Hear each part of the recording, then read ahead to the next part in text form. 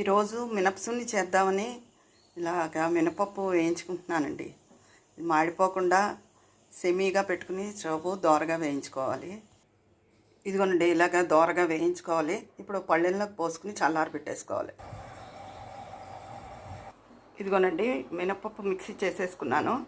ఇది ఒక సమానమైన గ్లాసు, పెద్దది కాదు మరి చిన్నది కాదు. ఇప్పుడు అదే గ్లాసుతో పంచదార మిక్సీ చేసుకుంటాను. పంచదార మిక్సీ చేసుకుని వేసేసుకున్నానండి. ఇప్పుడు నెయ్యి కరగబెట్టుకుంటాను.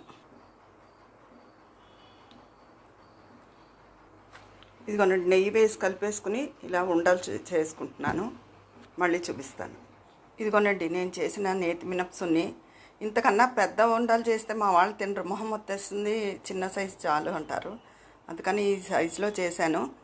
ఒక సమానమైన చిన్న గ్లాస్కి, చిన్నది కాదు పెద్దది కాదు, సమానమైన గ్లాస్కి 15 అయ్యాయండి. నేను ఇలా